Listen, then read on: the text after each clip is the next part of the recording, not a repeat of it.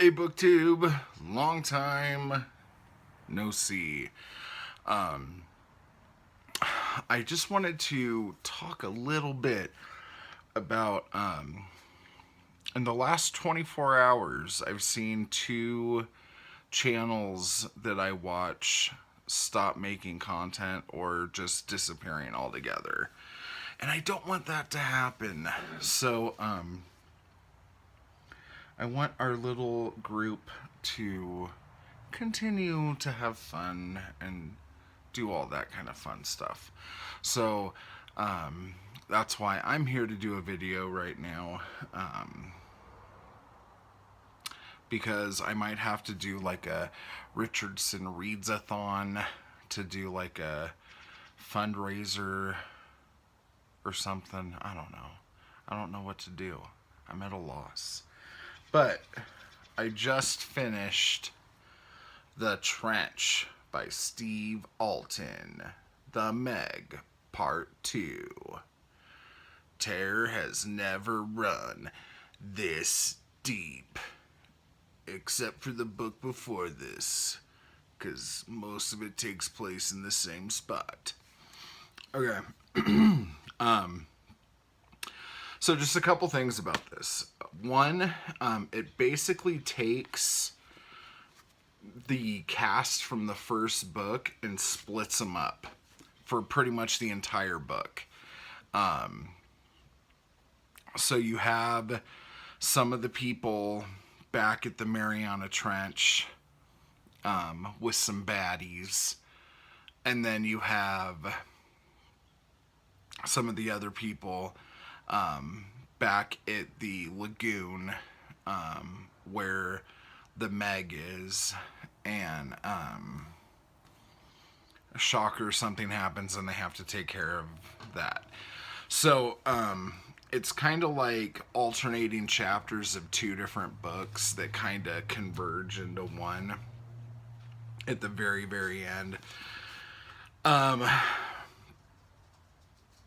This book took me a long time to get into. I started this book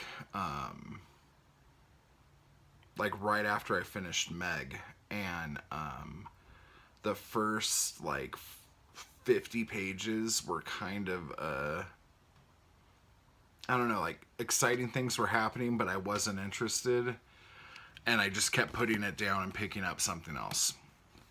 But once I got through that, this thing was a barn burner of epic proportions. I'm overselling it. It wasn't that good, but it was okay.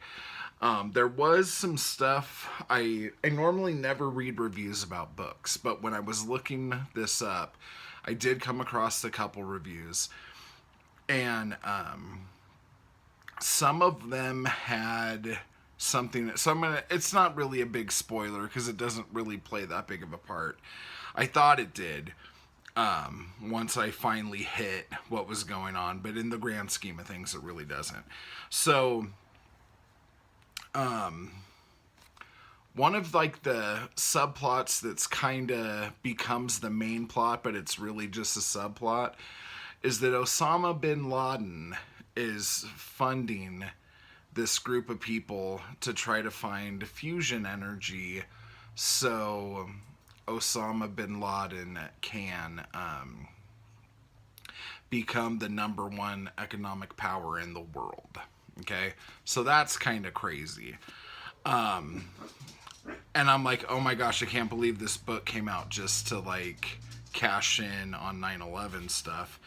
But this book actually came out in 99.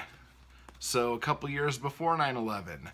So that was weird. I know bin Laden was still a motherfucker during that period, but I just thought it was neat.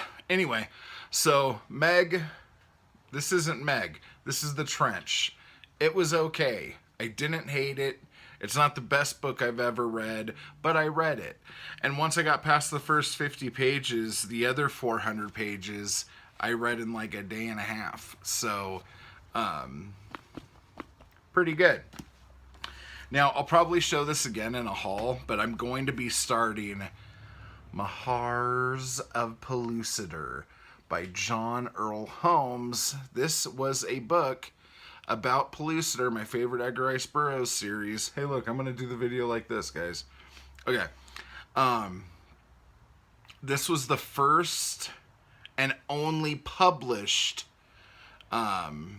continuation of the Edgar Rice Burroughs Pellucidar series that was authorized by the estate. He did write one more, but for some reason it was stopped and it was never released.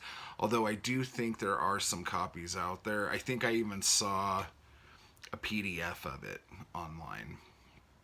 But anyway, I wanted to read this one first. I've been looking for this book forever, and we were at the Pomona Zine Fest, which I will do a zine haul probably tomorrow. And this was like eye level right there in front of me, and I was just like, what? So this is pretty awesome. So anyway, guys, that's it. Let me know down below what you think of either of those books. Let me know if you're already missing Richardson reads, and if there's anybody else who has gone kind of MIA recently. So I hope everyone's doing okay, and